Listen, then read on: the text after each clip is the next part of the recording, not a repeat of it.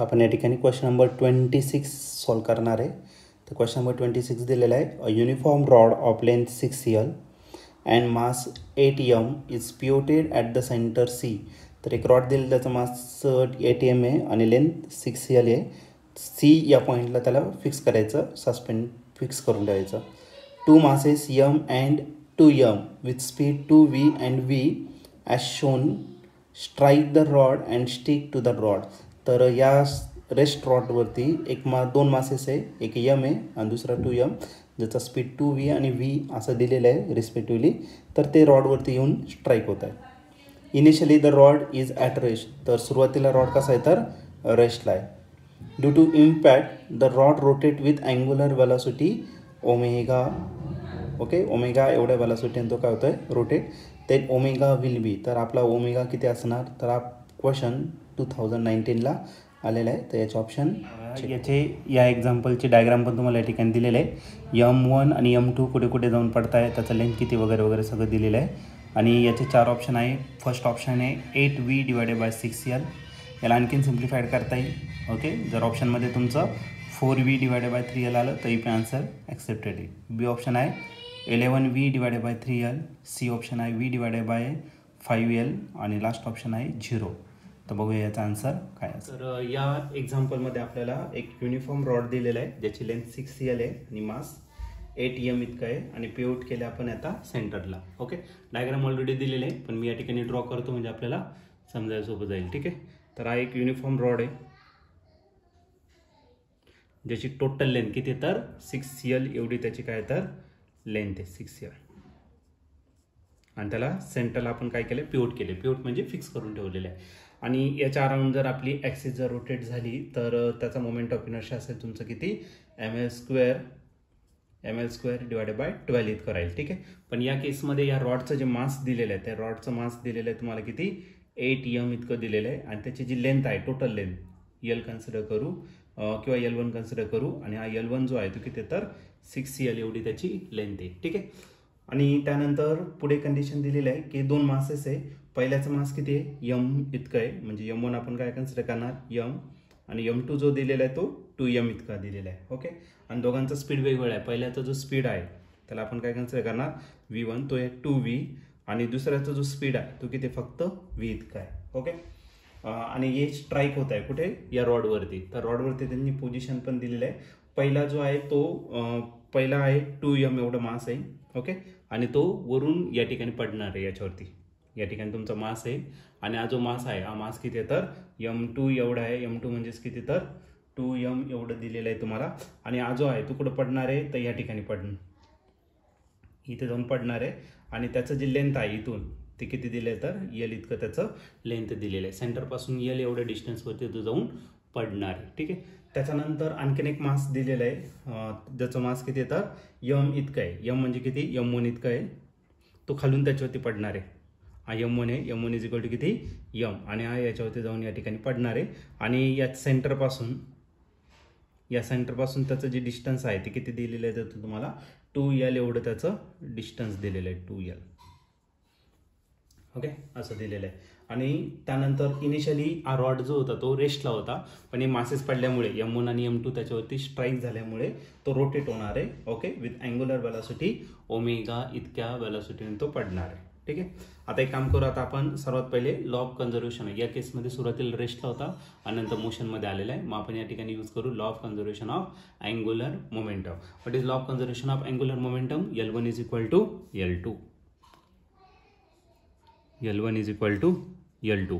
आता L जर घेतला तर अँग्युलर मोमेंटमचा जो फॉर्म्युला आहे, अँग्युलर मोमेंटमचा फॉर्म्युला आहे I ओमेगा, आणि दुसरा जो फॉर्म्युला घेतला तर तो का असणार तर mvr. m म्हणजे मास, v वेलॉसिटी आणि r म्हणजे त्याचा परपेंडिक्युलर डिस्टन्स, किंवा दुसरा एक फॉर्म्युला I × ओमेगा.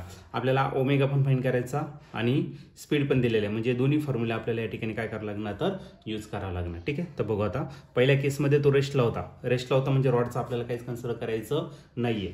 मग पहिला मास घ्यायचा, कोणता आहे मास m2.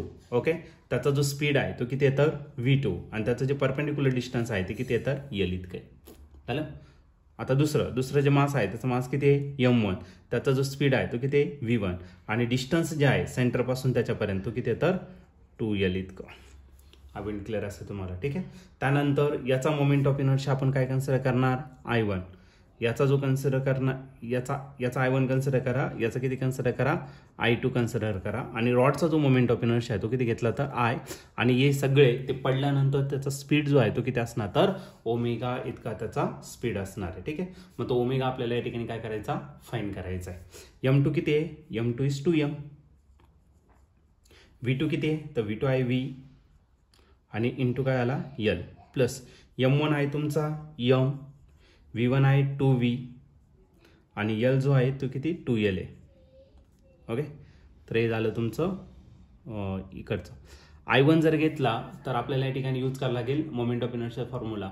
मोमेंट ऑफ इनर्शियाचा फॉर्म्युला असतो mr². r म्हणजे परपेंडिक्युलर डिस्टन्स. मग आता पहिले I1 घेतलेलं आहे म्हणजे याच्यासाठी त्याचं मास किती m इतकं, ओके. आणि त्याचं डिस्टन्सचा स्क्वेअर करायचं mr² म्हणजे 2L त्याचाच काय करायचा स्क्वेअर. त्याचा जर स्क्वेअर केला तर तो भेटेल किती 4L² प्लस आता याचा मास किती असणार 2m, ओके. आणि त्याच्यानंतर त्याच्या डिस्टन्सचा काय करायचा आपल्याला स्क्वेअर करायचा, तो झाला तुमचा काय L². आता प्लस आणखीन काय असणार तुमचं I म्हणजे काय moment of inertia of rod. Moment of inertia of रॉडचा मोमेंट ऑफ इनर्शिया काय असतो ml²/12. L1 घेऊ त्याला ²/12 आणि इंटू अँग्युलर स्पीड काय झाला ओमेगा.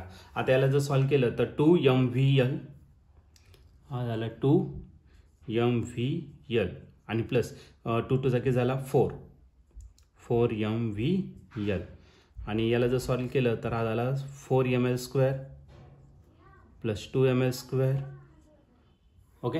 आणि प्लस मास ऑफ द रॉडचं मास किती आहे तर रॉडचं मास आहे 8m आणि L1 किती आहे 6L. त्याचा स्क्वेअर जर केला 6चा स्क्वेअर किती 36L² डिवाइड करायला 12, ओके. आणि into omega 2ml² plus 4mvl काय येणार तर 6mvl आणि याला जर सॉल्व्ह केलं तर 4 + 2 किती झालं तर 6ml² आणि याला जर सॉल्व्ह केलं 12च्या पाड्यामध्ये 36 आहे, 12 1 = 1, 12 किंवा 8 4 ने याला डिवाइड करू. 4च्या 12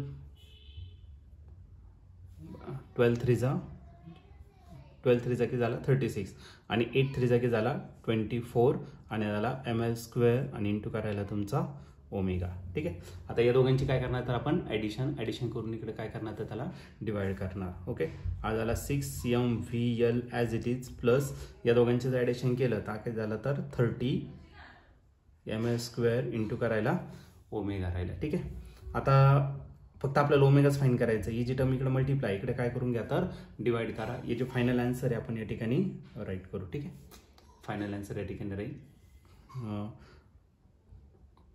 इथे लिहितो वाटतं सर 6mvl त्याला डिवाइड करायचं आपल्याला कशाने तर 30mvl. ते समजलं असेल, एक काम करतो एवढा पार्ट मी रफ करून टाकतो आणि या ठिकाणी फायनल आन्सर आपण या ठिकाणी राईट करू, ओके. त्याच्यानंतर आपण या ठिकाणी स्टेपली सॉल्व्ह करणार आहे. तर राहिला किती तर 6mvl त्याला डिवाइड करायचं आपल्याला काय कशाने 30ml² म्हणजे हा राहिला आपला ओमेगा आणि तोच ओमेगा आपल्याला फाइंड करायचा. m आणि m काय आला कॅन्सल, इथला की L आणि इथला की L काय आला कॅन्सल. 6 1 = 1, 6 5 किती राहिला 30. मग ओमेगा जर घेतला तर वरती राहिलेला फक्त v आणि खाली जर घेतला तर तो करायला तर 5L. तर हे झालं तुमचं फायनल आन्सर. आणि जर तुम्ही ऑप्शन जर चेक केले याचे तर ऑप्शन नंबर C जो आहे तो एकदम करेक्ट या ठिकाणी मॅच होतोय. तर या क्वेश्चनचं जे आन्सर असेल ते असेल option C. Option C is the right answer.